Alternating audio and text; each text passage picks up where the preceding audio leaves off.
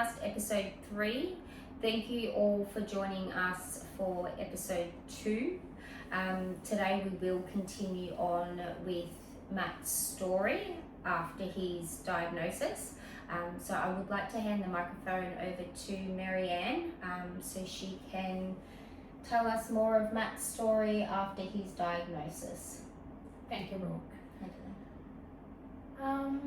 Okay, so we ended episode 2 with Matt's diagnosis. Yep. And then what after that? Like, there was so much that had happened after that. So after his diagnosis, first of all, I just want to say that this is recorded. It's not edited. Yeah. We're not doing second take, third take. It's just pure. It's the one take, and it's real life. It's real You're life. telling the Yeah. story. It's as real life, your- and because it is a personal story, there's no takes in it. Yes. Some of it might not make sense because I'm going to be jumping from one point to another. Just be patient with me. A memory might come up. I might be in the middle of telling you about treatment, and then a memory might come up, and then I might jump back to another memory. Yeah.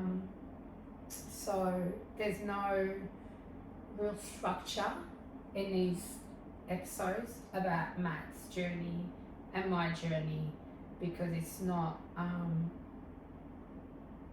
it's not scripted. Yeah. It's not written. You are also going through and reliving the hardest Yes. time of your life. Absolutely. Yeah. So Yeah. everyone will understand that.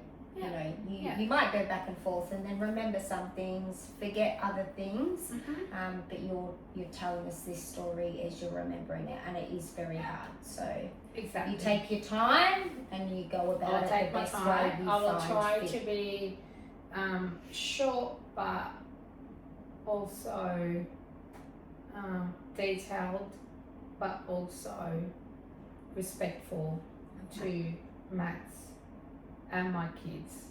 Yeah. In what I'm saying. As I had mentioned previously, Matt was a very personal guy, and but I know him, and it's about bringing awareness. Yeah. So we received the diagnosis for Matt, and it's glioblastoma. Yes. So once you receive that diagnosis, it is a death sentence.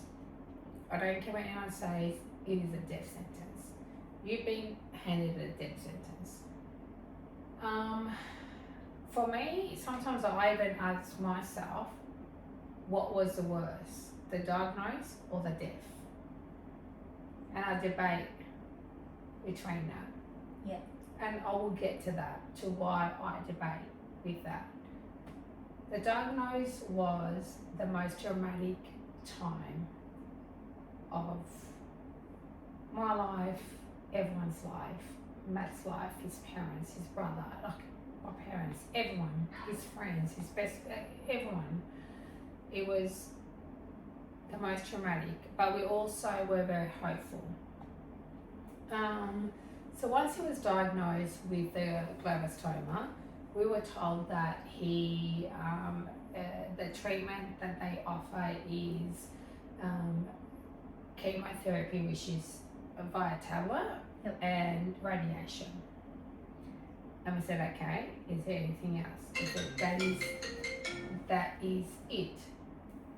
There will be no other, that's all they do. I said, okay. I then started doing some research on it. A lot A lot of research. Yeah. I started doing some research. I said, okay, that's fine. That's what we all have. I'm like, is there anything else? They said no. So then I started doing research, and I joined a Facebook page that my sister got me onto, with other families across the world who are dealing with glioblastoma. And in my own research, you see that it's the lifespan is about a year. You got about a year. I mean, that was already hard enough to swallow. But then when I joined this group, there were people there that were living 8 years, 6 years, 20 years. There were some long-term survivors, okay? And I knew that it wasn't about curing Matt, because I knew there was no cure. It was about extending his life. Yeah. For me, it was extending his life. He was only 44, so rather than him passing away at 44, him passing away at 64, 74. It was about just extending his life. Anything that I can do so my kids can have more time with him, and so I can have more time with him, his family, his friend, everyone can have more time with him. It was about that. So in that research, and then, joining that group, and then, the people that were 20 years, I'm like, okay, there's some positivity in here. There was a bit of hope, wasn't there? Absolutely. I did my research, and we met with, in Australia. Then I started doing outside research outside of Australia, and saw what treatment was offered around the world that was not offered in this country. Yep. Right? Germany is the number one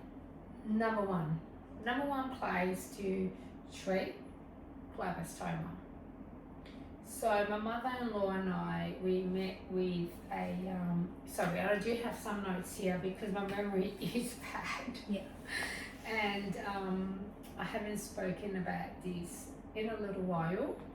So, and I said I'm going back and forth. I haven't spoken about it in a little while. So I had to write some notes to just kind of refresh, of what treatment. But I remember the countries. So Germany was our number one priority, number one top country that I had done my research on, and they treated glioblastoma. So I met with a professor from Germany, and we had originally, so this professor, what they do, they look at the dendritic cell treatment. So it's about the blood. It's personalized, so they draw the blood out. They inject blood. It's very, very personalized kind of treatment. So we had to go for about 7 days. We'll go there, Matt gets treated, we'll stay there. It sounded great. So there was but then there's another also treatment in Germany. You get treated once a month. That meant I had to uplift my family, and we go there, and look, I was willing to do that. Yeah. If that's what I had to do, that's what I had to do. Yeah. So with this German doctor, we met with him, and he gave us all the rundown of what needed to be done. We get there, they draw Matt's bloods.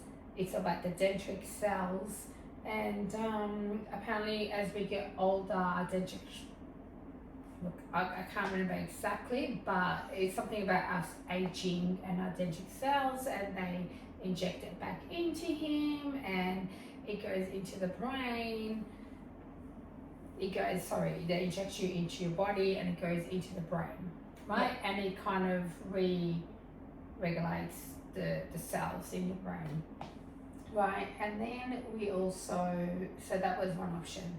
We also discovered Peter Inc. He's in Brighton, in Melbourne. Peter Inc. ENG. So he does, Peter Inc. He does conventional medicine. He is disliked by our medical system. Yeah. So Matt's what are those doctors called? I can't remember. Oncologist. Matt's oncologist. We couldn't tell him because when we met with Peter, he said the oncologists don't like me because the only offer here in this country is chemo and radiation. Yeah. And they don't like him because there's alternative. Okay, there is alternative. Yeah. That's all I have to. My message is there is alternative. Yes. There is alternative, just not in Australia. There's alternative in other countries, just not here. And what Peter did, it's about all the vitamins, right? So it was about getting all the he had to go there pretty much. I think it was like from memory 3 times a week. Yeah. So I think it was going to be like 3 times a week. Him being there for a few hours. They're doing infusions. Yep. So all of your vitamin, mineral. All the vitamin C was extremely important. That was like number 1. So he was also there was the tablets he had to take. The methylene blue, which I think is the drops. Yeah, so it was the drops. The ivermectin. Yep. He had to do oxygen treatment. He had to do the infrared sauna. So it was a commitment that we had to be there for like 3-4 hours, but we were willing to do all that. And so my mother-in-law and I had decided we'll do a roster, and all of our friends, like including yourself, everyone was, we were there to help. So Matt had to do obviously his chemo tablets, radiation every single day. Yep. And go to Dr. Peter Inc. And me trying to work full time and raise obviously the boys. And the boys' routines and make sure that the boys' routine was still intact. So but we've got beautiful people around us. So everyone was like, we're gonna do a roster and then it was gonna work. It was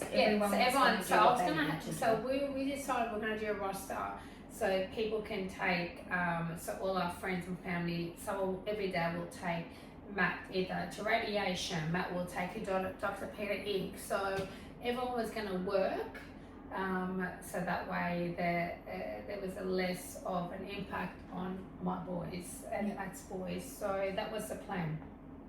So we met with Dr. Peter Inc. a few times and he went through everything that we need to do. Now, the oncologist, what people need to understand that this treatment did not impact the chemotherapy, and this is where everyone gets a little bit funny about, and they're kind of hesitant about. But we were reassured, and look, I was a bit funny about it, but we were reassured that it will not impact his chemotherapy. That was my number thing. I can't allow that to happen. Yeah. He needed to do his chemotherapy. The oncologists, we had to hide it from them. We had absolutely no choice. They would not allow it, right? Yeah. So did you actually ask them that question? Like, can we do these alternate? To the oncologist? Yeah. We asked those questions and they laughed at us.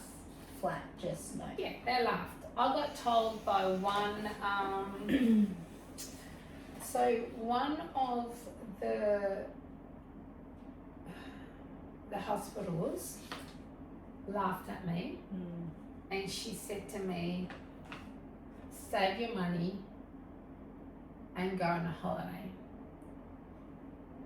Nice. With Matt. That's what she said. What a joke, I know. Yeah, she said save your money. And she was a top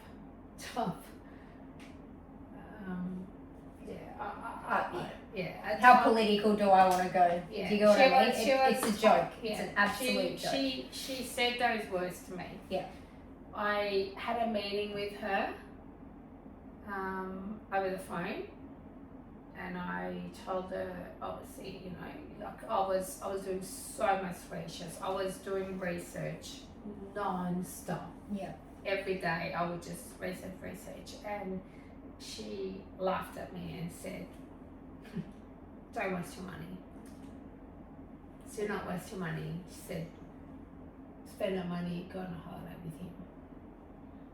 And I just thought, okay, I'm not going to actually. I have many words that want to come out right now, and I'm really holding my tongue back. Yeah. I'm not going to really say what I actually thought. Yeah. But there was back to your things. point, Yeah. they work side by side. Like they work side by side. Absolutely. They're not working against Yep. each other. It's not. They weren't going to affect the. Well, they worked in harmony with each other, didn't they? Absolutely. Your vitamins and your minerals were going to keep his body strong in order to deal What he's doing with the chemo absolutely. and the radiation. Yeah, but So the doctors don't see I that. know. The oncologists don't see that. it's because they don't. So we from. had no. You're given the death sentence. I'm going all political, but it really shits me. Really Actually, shits they me. actually don't care. Yeah, I don't know. Yeah. So we had met with the German professor, Peter Inc. Yep. Then we were looking at Turkey. Yep. And one of God bless Matt's cousin, her husband Dennis.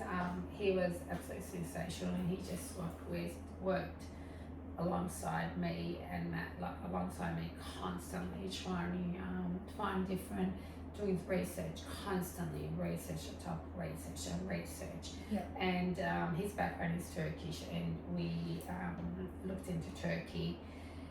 We found some of the top neurosurgeons in Turkey, and we had Dennis who was translating for us, and again, he just you know, the neurosurgeons in Turkey were like, we can take this much out, we can do this.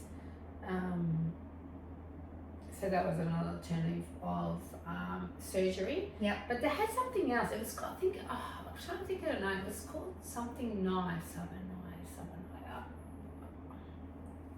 I don't remember the exact name, but it was like something knife, and it wasn't as invasive as like digging into the brain. It was a little bit different.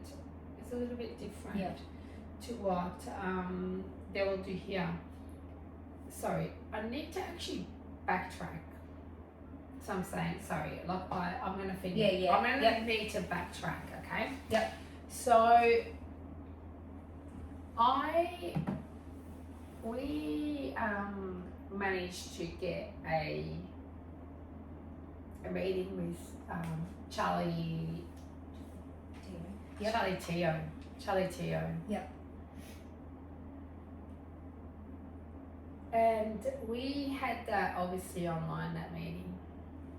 So now I'm just going to go back to the first operation. It was we only took out 50% from memory, what I said, 50% or 58%. Yeah. So we managed to get in contact with my sister-in-law Margaret. She helped us, and we got in contact with Charlie Teo. We had a meeting. It was, over Teams. Video conference. Video meeting.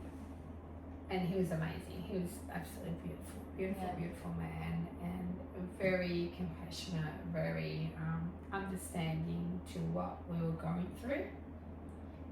And respectively to Paul Smith, Charlie Teo said, he's done an awesome job. Yeah. He actually did an awesome job. He looked at Matt's screen and, looked at all his scans scans and he said before and after. He said Paul Smith did an awesome job. Yeah.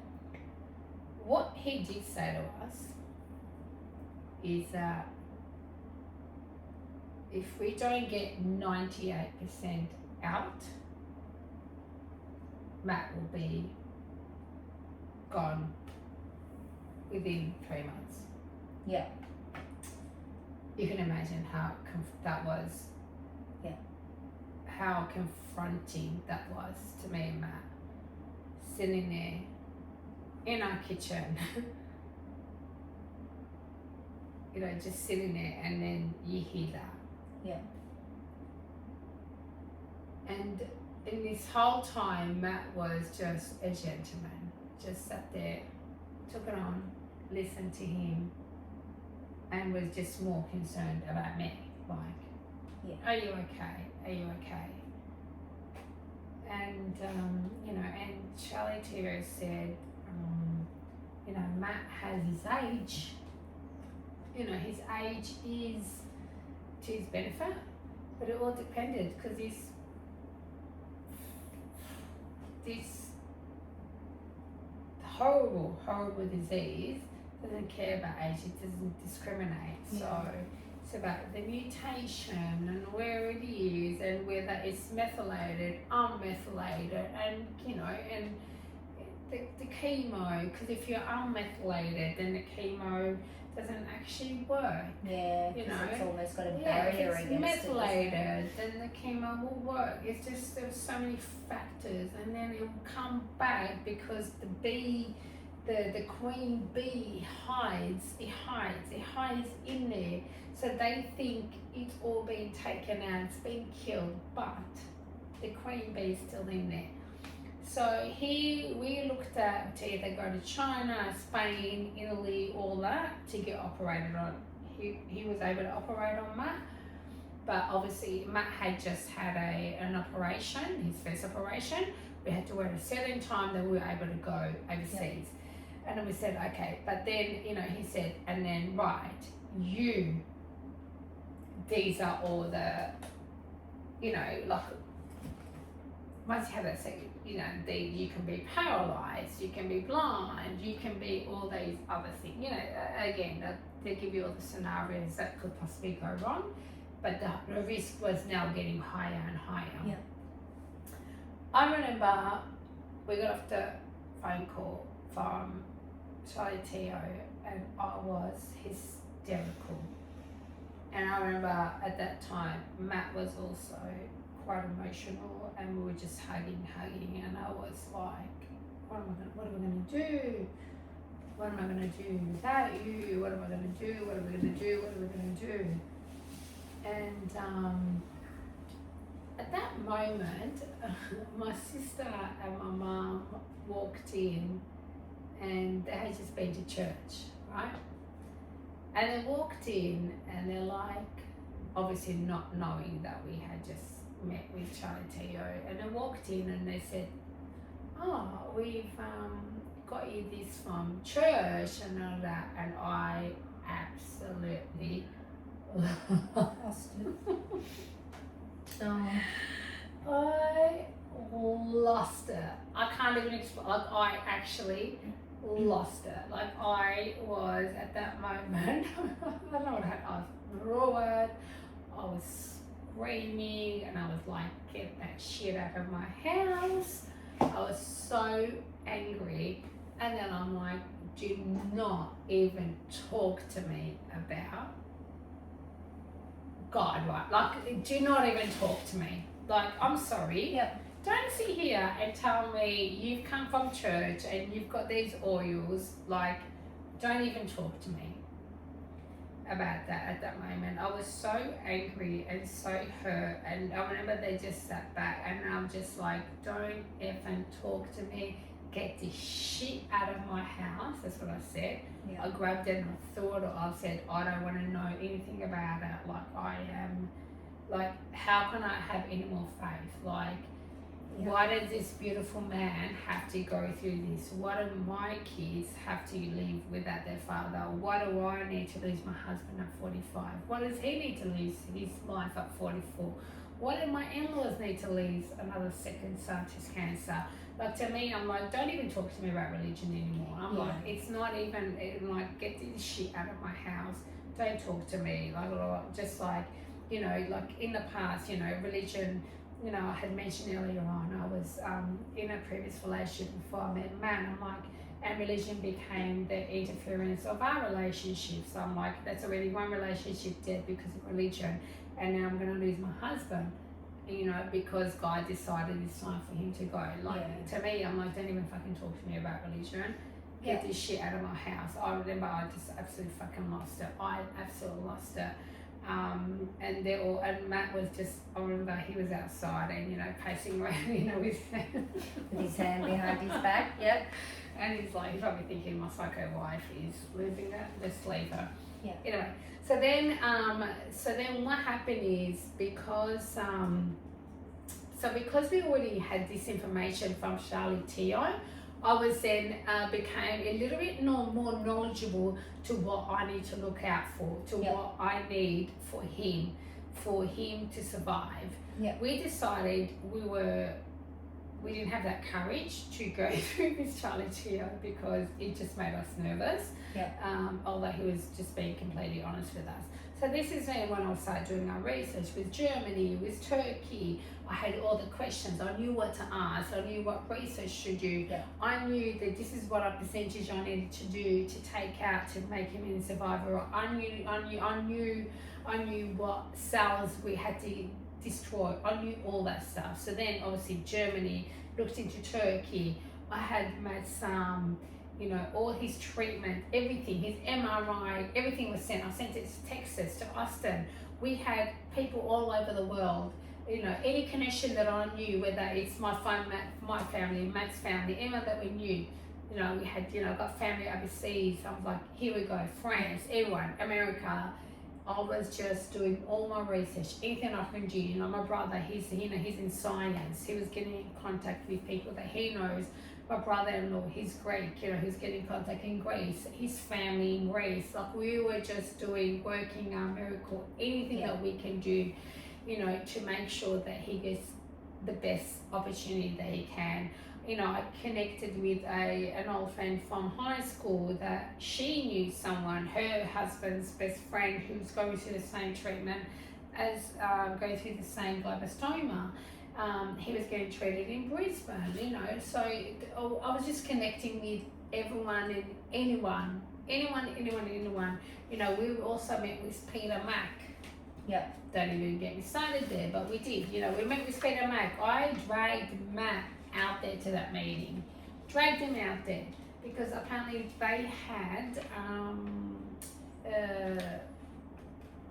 trials. They had trials. We get to Peter Mack. Oh, sorry, we don't do trials, only for recurrence. Would have been nice to know before you dragged him. Yep. Only for recurrence. I'm like, okay. So you just dragged us here. My husband, I can't with the headaches, anytime he gets with these headaches, you drag me here to tell me it's only with recurrence.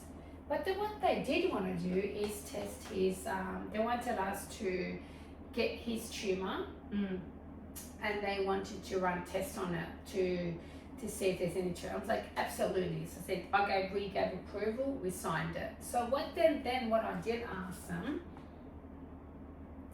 I want you to test it for genetics. Yeah. Yeah, we can do that. I said, great. Since we're here, I give you permission, Matt gives you permission for you to use his piece of the tumour, to try to find, to do testing on it, you know, research on it. But what I want you to do genetic testing because his brother had passed away from cancer, and you know, they said, we'll give you 8 weeks and we'll come back to you. Nothing. I haven't heard from them. I have not heard from them.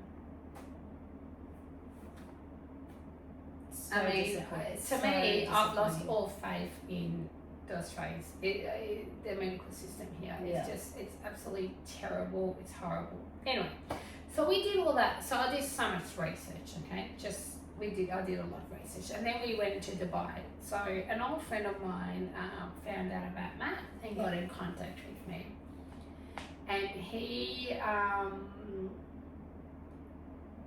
then connected me with doctors from Germany, from Dubai, and my mother-in-law and I met with them, obviously, through Teams and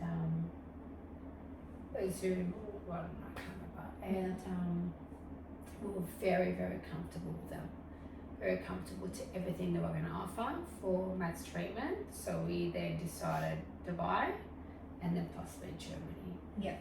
And so they were in contact with us constantly and giving us a plan to what we're going to do. So the plan was Matt will start his treatment by July, August. We'll get on that plane and then we'll go to Dubai. And we'll just stay there, me and Matt, and do what we need to do to get him right. So in the meantime, we were in and out in the hospital with Matt. He would get headaches. Every morning I would give him his medication, and then, I knew when it didn't work because I had to rush him to the hospital. In between that though, we went away. We organised our weekend away, which was an absolutely beautiful blessing. We had the best time ever. That was the best weekend. Because I think, so Matt got diagnosed, and then there was there 2 weeks between having been diagnosed and having the operation done to when he had to start radiation and chemo. And I remember speaking to Mary Ann and her saying, you know what, I'd really like to maybe go away as a family and just enjoy some time with Matt. And I hung up the phone and I was like, as a family? I'm like, this is going to be the best trip ever. Family? We're all going. And I looked up a house that I knew Matt would just love. I let all the crew know, and by crew I mean, close friends, everyone that, best friends, his long-term, friends from high school and their partners, and it was just the best trip. We had the best loved time. it. His best mates organised for a guitar, what are they called? Acoustic guitar, because Matt loved that, and he just pondered around and took it all in and really enjoyed it. But it was so funny because everyone was hovering around Matt, and you know what? If he wasn't sick, I think you're all freaking perverts. Yeah, I know. All like stalkers. You were all like stalkers. We were. Like all I can see is like all the girls hovering around him, following you. And the poor thing couldn't even go and sit on the toilet in peace because we're like, where's Matt? Where's Matt gone? We'll go in and check on him. And the poor thing had so many of us walking and he's like, I'm just trying to go to the toilet. Like, come on, guys. Everyone just leave me alone. Everyone just leave me alone. Yeah. I'll never forget that one time we were by the pool. Yeah. And it was you and, all the other girls. You were up, in mine and Matt's bedroom. Yes. Yeah, so you all just used to waltz into mine and Matt's bedroom, and I'm like, hello, that's not. We're just checking up on Matt. I'm like, okay, if I didn't know any better, I think you're madly in love with my husband. I know. Literally. But God love him. He was the best. He was the best. Like, And so I was downstairs by the pool. So it was me and Matt and my bestie Rima. We were sitting there and we're like hugging him and we're just sitting there. And it was so weird because so Matt was sleeping.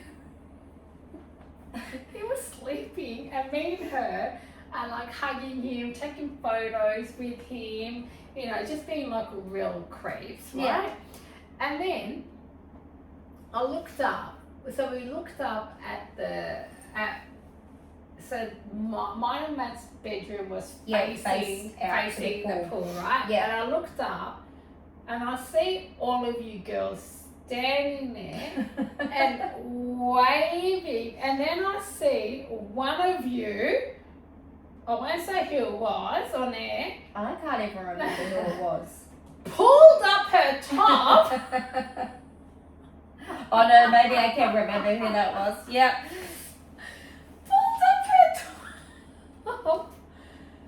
Showing, trying to show her boobs to Matt because at that time she couldn't see me and Reem sitting there, so she wasn't sure if he was awake or not. So Yeah. she wanted to make sure that he was okay. But so she did that, and then I just went like that. I was like, What? What? and she's like, she's just like, I was only trying to see if he was awake. And I'm like, Oh, you are all not fucking normal, not normal. And then another time, like, so she just flashed her boobs to Matt, and me and Reem are like fucking pissing ourselves laughing. And I'm like, what? She's like, oh, she's like, I thought he was on his own. I couldn't tell if he was awake or not. Does that make it better or worse? Yeah. I think everyone just wanted to make sure that he was alright. So it was more like, are you okay? Okay, if I do this, he's gonna And I get a laugh. Yeah, he's if I alright. get a laugh, he's gonna react Yeah. and all this stuff. And then another time, Hayley, the bestie, and she said, she goes, Marianne, the next day, she goes, Marianne, so I heard Matt go up the stairs, and I just followed him up the stairs, and then Matt turned around and she goes, oh, hi. She goes,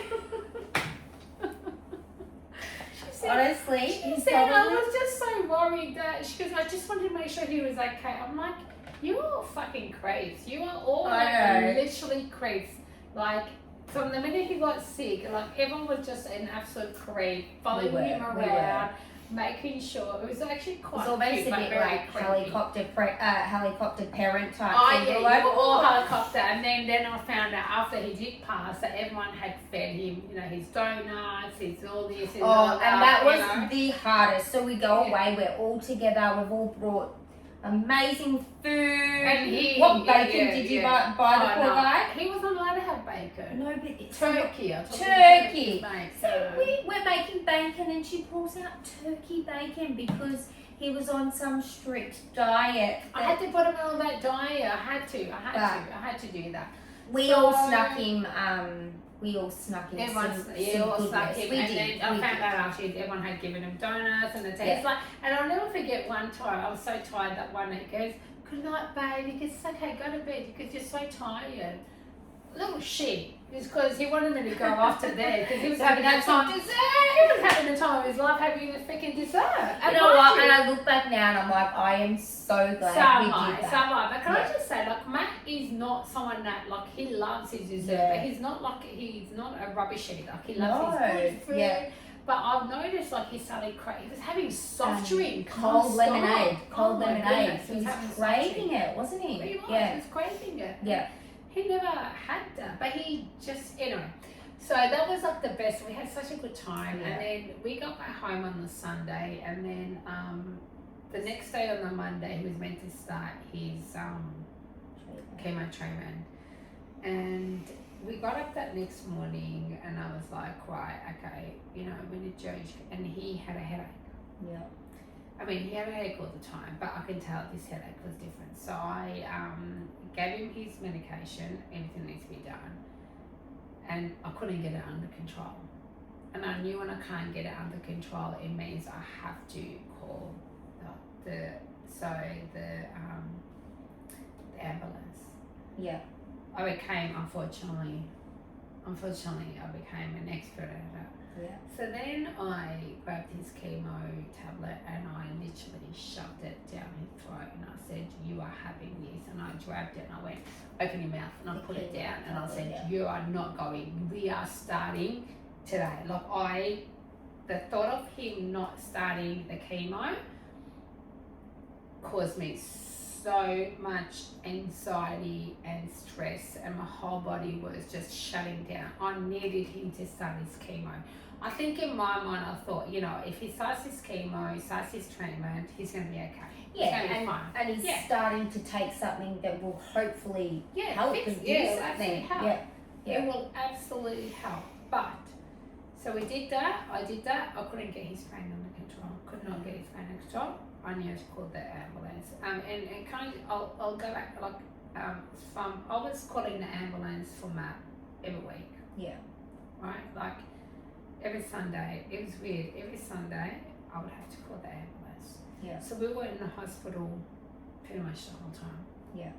In that 3 months, we were just in the hospital non-stop.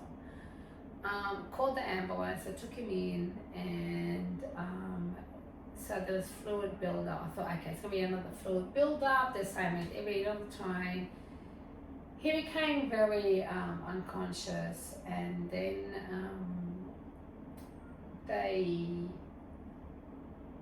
so it happened that then Margaret came, my sister-in-law, and it just happens, she's always there at the right time where I need that strong person Yeah. to push me. Yeah. So we were there, and he was like, go, pretty much, like, just not. So we went away literally next day. Sunday we were there, his Zia and his cousin were over, they had bought us burgers. He was sitting there talking. Next day, that's it. Yeah. And I'm like, what is going on here? Like, he couldn't move, he couldn't, just all of a sudden he just went Downhill quickly. Yeah. downhill. They were doing quickly MRIs and all that stuff, and then the neurosurgeon pulled me aside and pulled me, my in-laws, and my sister-in-law Margaret was there, and said to me, that's it, you need to let him go. I said, what? So also you need to remember at that time, although we've been at the private hospital, but when you go through emergency, you need to go into the public system. Yes. Okay. Yeah. So we're going to keep this in mind. Yeah. Because I've got a lot to say about that and the Yeah. public system. So they said to me,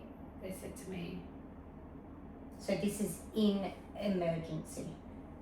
Emergency. But then they took him up to the neurosurgeon ward. Yep. They did all the scans and then said, In the public hospital. In still. the public so he hospital. Hadn't, yep. because although we were private, when you go through emergency, you have to Get go to the admitted. public system. Yeah. And said to me, no, you need to let him go. This is it. Yeah. I'm like, what? It's like, no. I went, no. Not gonna happen. No. I'll never forget, we were sitting and it said, you have to let him just go to sleep. And I grabbed I slammed my fist and I said, I will not fucking let him go. Yeah. I said, I would not let my husband, my 44-year-old husband, go. You are to call Paul Smith right now, and you are to operate on him again. Yeah. Right now. No. I said, this isn't a fucking question. Yeah. I said, I'm not asking you. I am telling you, we are not giving up. I said, my husband is not dying at 44. I said, do you understand me? Do you understand me? I said, he's not fucking dying at 44 years old. Yeah. You're doing everything you can. And I slammed my fucking hand on the table. I said, you're doing everything you can. But you're going to go and call Paul Smith right now. Yeah. So Paul Smith obviously is the head of All St. Vincent. Yeah. It's like, you need, I'm like, no. I go, don't tell me to fucking calm down. Yeah. I said, you're Do what doing I'm something asking. about it. Yeah. So Margaret said to me, she goes, you give us the options. What are we doing? So then they pulled us again into another room. He went and he came back and he said, okay, Paul Smith said, these are options. We can do the second operation. But again, they go through the whole list. I said, you know what? I don't care. Yep. We're doing the operation. If he dies on that table, he dies on that table. At least I know, we all know, we've done everything we can. That's But I'm not going to just sit here and let him die in his fucking sleep. Yeah. I'm sorry. I'm not doing that. Yep. Don't care. Yep. And this is the part that pisses me off, because if people don't know how to fight the system, Matt would have died back in February. Yeah. Right? If I just listened to the first hospital, he would have died in February. Yeah. Because Well, they just sent him Well, home they sent almost him- knowing they that it sent- was they sent there. him home. They sent him home. They sent Matt home to die. They Yeah. literally sent Matt to home to die. Yeah. Right? And if you don't have connections, they're gonna die. Yeah. They're gonna die. Yes, I agree. Yes, okay, Matt did end up passing, but at least we had time with him. Yeah. At least I know, I can put my head to rest and know we did everything that we could. Yeah. Right? So I said, you're not, we're operating again. Anyway, so everyone left, and then I had, after everyone left, I had another neurosurgeon come to me and try to tell me that, he might die overnight. And, I'm just like, yeah, okay. I just thought, shut Up. just shut up. Just shut up. Yeah. How about you just shut up? That's actually a good start. Like, I know you're trying to warn me or do whatever you want to do. And if his heart stops, do you want us to, refer him? And do you want us to, I'm like, well, fuck yeah, I do. If someone's heart stops, what are you going to do? Just watch him and die? Yeah. He's like, oh no, if we didn't notice. I said, but why would you not notice if his heart stops? Yeah. Why would you not notice? Look, please explain to me. Why would you not notice? Yeah. I know. Yes, okay, if his heart stops for half an hour, absolutely not. I don't want my husband to be crippled. But if you see his heart stop, I said, what are you asking me? What are you asking me to say? That I want you to let him die if his heart stops? And he waited till the whole family left to pull me aside and ask me those questions and make me sign papers. I go, listen to me. If Matt's heart stops and you can make him live, you do make him everything live. you can. You make him You fucking make him live. live. That's right. I said, of course, if his heart has stopped while he's sleeping and we don't notice, no, because I don't want Matt to be a vegetable. Yeah. But why are you asking me this question now? I don't understand to what your point is. They are just absolutely terrible.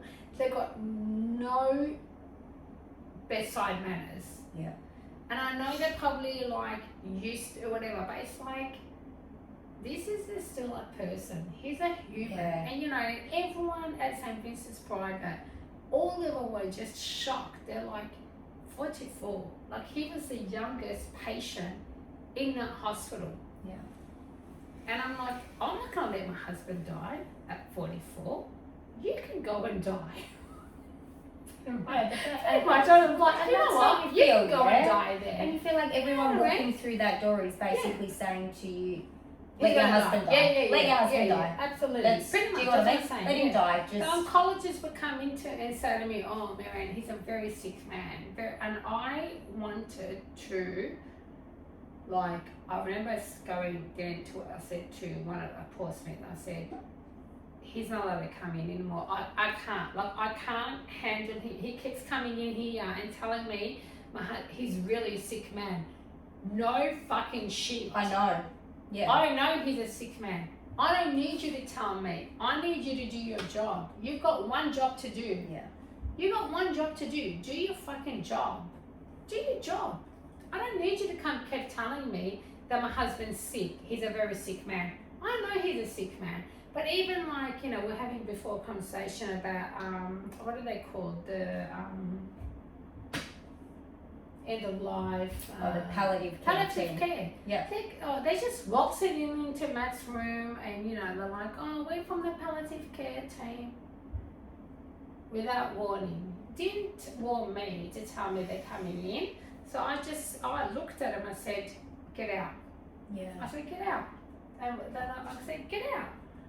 I said, you are not to ever, ever, ever, ever come into this room and say you're from the palliative care room. Care, whatever you are. Absolutely not. Matt doesn't need to hear that. No. He doesn't need to hear that. I said, they go, oh, sorry. I said, gee, you should be sorry. You don't walk into someone's room and not tell his wife, just give me the shock of my life, and Matt is sitting there, and I'm trying to stay positive and reassuring him that, hey babe, it's all good. We're doing everything that we can, but you're coming in saying, hey, we're from the palliative care. Absolutely not. I said, next time you walk in that room, what you say. You're there to look after his medicine, to make His sure pain that management. pain and that's it. management. I said, that's what you're there for. You are not there for fucking palliative care. So they never came in that room again. They're like, oh, we are here to manage. Yeah, I'm like, yeah, absolutely. Yeah, come in. That's what you come in. Off you guys come in. Yeah. You know, anyway, so after our fourth 2 years, we did the second operation and they took out 98%. 98%. I mean, And again, let's go back to what Charlie Teo said. We need to take out 98%. 98%. Yeah. We were celebrating Yeah. in that room. Like, we were celebrating 98%. I could not believe it. I was like, yes. Like the And- fourth time. When you spoke to Paul Smith before he went in for that second surgery, you also pushed for that. You pushed for that I and pushed said it, to him, you take out. I said, you take out. Doesn't matter what you do. You take it out. Yep. I said, if he dies on the operation, You try. tried. You are to And you take pushed it out. again for that. And I'll never forget when he called me and said, we were all in the waiting room, we were praying and praying and praying, and then we got that phone call. I got the phone call, he goes, Marianne, he goes, we did it. And Paul Smith was like happy. He was so happy with himself, and he said, he goes, I got 98%. Because you also pushed him. As an Absolutely. amazing Yeah, neurosurgeon, yeah. you pushed him to push his limits. Yeah. Yeah. He pushed his, He pushed absolutely. his own limits to He- make sure he, that he definitely pushed his limit, and Yeah. he was like beyond. Oh, I'll never forget that. Like with that night, it was actually that night. We just were like, we were all celebrating, and you know, we were so happy. Anyway, so then Matt came up to the ICU, and I can never forget this. And again, because they let me stay, because you know the whole time we was in hospital, I was just asleep there. He came up to the ICU, and I was like, "Hey, babe," again, and then the nurse said, "Do you know who this is?" And looked at me and goes, "No." I said, "Babe, that's me." And he goes, "Oh, yeah. And I was like, Did you panic for a second? I just kind of went like, because he literally just looked at me, because I was like, "Hey, babe, it's me," like, you know, and then he literally looked at me and goes, "No, I don't know her." I'm like, "Okay, Alright, come on, stop. Enough with that bullshit. Come on. Okay, now you're just trying to get rid of me, and now you're pretending that you don't know me." Yeah. So, you know, even at the ICU, I remember one nurse, she was trying to like kind of give me the, you know, the warning, like Yeah. this isn't. Yeah. Anyway, so we got through that, but you know, Matt became a different person after the Yeah. second operation. Yeah. He became very withdrawn, very withdrawn. He just spent a lot of time in the toilet, and it was a real struggle for my boys. Real struggle. So look, you know, we never got to Dubai. We did the chemo, we did the tried the radiation. I'll never forget, I'll be sleeping there, I'll come home, and you know, I'll come to the hospital, and he will be like, I'll be like, where is he? Why did you take him down? And they're like, we couldn't, and I would just lose it. I'm like, you're taking him. I'll be like, you are taking him down because I couldn't handle him not doing a radiation session. I couldn't handle him not doing a chemo session. I wanted it to be done. Well, you felt like it was a step back, Yeah. didn't you? Yeah. Obviously a lot happened in between, but as I said, I need to be respectful to Yeah. Matt, my Yeah. kids, and you know, I've given details. I don't need Yeah. to go into more detail. And then it just came back within 3 weeks. Within weeks. He Yeah. came back with a pension. all over. We did the shunt. Yep. To give him extra time, and came back.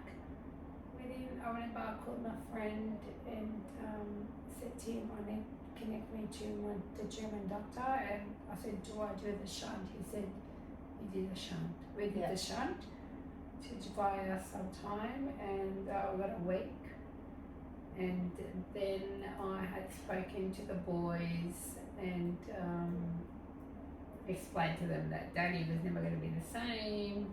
Yeah. And there's a possibility that he might pass, and then unfortunately Matt passed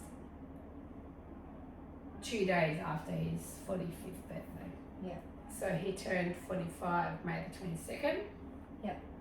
He blew out his candle, and he died May the 24th on Nicholas's birthday. Yeah. On our son's birthday, he turned 12. Now, I've never understood when people say, you know, you give permission for a person to go. I gave him permission to go. I remember it was at a point, and I said, I won't go into details about to what stage we were at this point, but I said to him, it's okay, babe. It's okay. I said, me and the boys will be okay, and it's okay, go. And he did, and to be honest, I don't remember much after that. I don't remember him. I remember when he passed, I remember saying his lips turned blue, but after that, I don't think I recognised myself after that. I think I just, I don't know, I think I just turned into this monster screaming and just like hysterical. I don't remember. I do remember, I remember I had to tell the boys. Yeah. I don't remember telling the boys, but being Nicholas's birthday, they were coming to the hospital, and I had to then go in a separate room and let them know that their father had passed. I can't remember the conversation. Honestly don't and I'm not trying to not tell people, I just don't remember. I actually don't remember. Yeah. After he passed, I can't remember that time. I don't remember.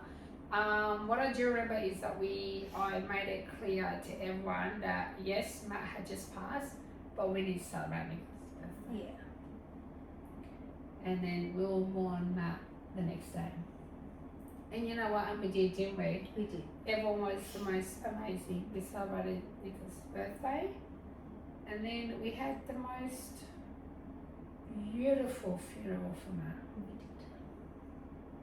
And I always said, you know, because I think there were days there where, you know, we're like, oh, we really hope he doesn't pass on Nicholas's birthday. Do you know what I mean? Because going forward, it's, you know, but I think about it and I'm like, you know what?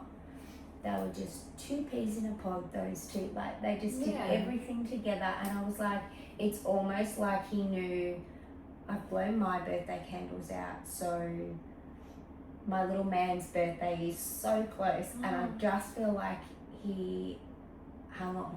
Like, it's like he almost hung on to make sure that, do you know what I mean? He made it to Nicholas's birthday. And now it's like, it's hard, but it's sort of this special thing where it's like, I feel like Matt feels like he's gone on his birthday, but it's like this special little bond that they're always going to have. I mean, do you know what I mean? I just feel this, I always celebrated them together. I always celebrated. Yeah. And that's, you know, I look at it and I think, yes, it's hard, but their little bond, do you know what I mean? Like, their little bond, I'm like, I feel like he did it because he just wanted to make sure that Nicholas always knows that he's with him regardless on his special birthdays. I always celebrated Nicholas' birthday together. Yeah. And Matt was a top person. Yeah. He always say, oh, don't make such a fuss. Stop making a fuss. Yeah. So you want Let to try me tell you, he fucking loved that fuss. Yeah. Why do you make a fuss for his birthday? he would have been One like, time what's wrong I- with you, Marianne? The one time I did it, and I thought, you know what, I'm going to teach you a lesson. Yeah. And I did it, and I was like, it's like, oh. I'm like, but I did. The What's next right? day Yeah, after, yeah. I always celebrated their birthdays together. And Yeah. to me, like, you know, so we made sure that Nicholas's birthday was celebrated, and look, you know, his funeral was just fucking amazing. Celebrated the way it should have been celebrated, you know, and Yeah. you know, and I mean, look, the way Matt was at the end, as I said, I'm not going to go into detail with that. It's just, Yeah, it's too it's not personal. nothing. I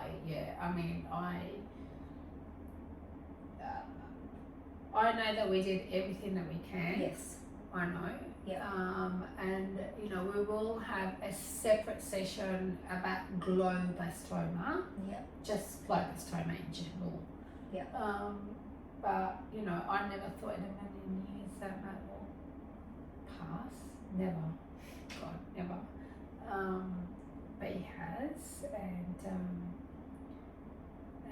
you know, it'll be about our life after Matt. Life after You know, that. what's happened. Life after that. Life after that, you know. So we'll talk about that more, about Matt and life after Matt. You Life know. after Matt. We can talk about that We next talk about episode. that next episode about life after. And I also need to say, through to you, as my friend, as a wife, and as a mother, no one can ever possibly try to understand nor comprehend what you went through, right? Mm. But as an outsider looking in, you know, as a friend of yours and Matt's, I can truly say your strength and your courage throughout the whole thing, and how you fought for your husband the way you did to push those things to get done is, oh my God, just so commendable. And your love for your husband throughout it all, the care you gave to him, the patience you had, is just amazing. And I love you, and I'm just so proud of you, how you got through it and what you did. And you are an amazing wife, an amazing mum, and a beautiful person, okay?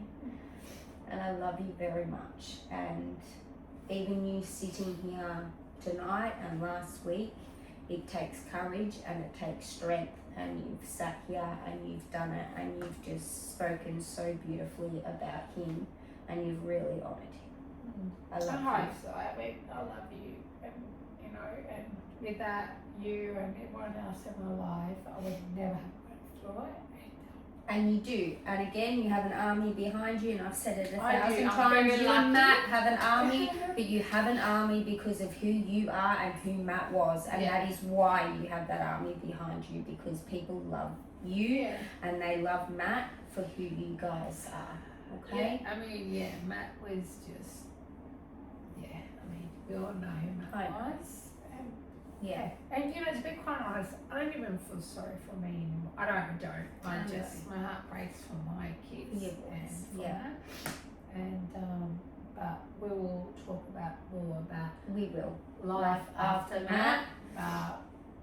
You know, Matt, we all love you, and this is like, he deserves to be spoken He about. does. He deserves to be 100%. honoured, and for anyone that's going through any traumatic time, please reach out. Yeah. You know, it's And on that note, yeah. if anyone is watching this and they have any questions or would like to Yeah. actually know about, you know, treatments and where you got your contacts from, Oh, reach out. absolutely. reach out, you know, yeah. private DM, and I know Marianne will be more than Yeah, happy I to will, reply and answer any of those questions that Absolutely. you Like, have. I've just touched base because I genuinely cannot remember just on top Yeah. of my head, but I will go through my emails, my notes, and I can send you anything that anyone that needs. But all I can say is do your own research. Yep. Don't take no for an answer from the hospitals. Yep. If I did, Matt would have passed away, 3 months before he did. Yeah. And I know people were going, yeah, but he still passed away. But no, we've still got 3 months with him. That's right. And at least then I can go to bed and think I did everything I can. Yeah. And have no regrets. So, so thank you I hope you enjoyed this episode 3. Thank you, Brooke. You're always there for me, always listening. Always there for you. Next Thank you. episode will be about life after Matt. Life after Matt. Life after So Matt. this one will be more about probably you and your life, sort of after Matt. After Matt, yeah. And a year and a half later. Yeah, and where you are, Where a year, I am right and a now. half later. Yeah. That's right. So thank you you. guys. Thank you all Thank for you. joining. Stay safe. We love you all. Love you. Bye.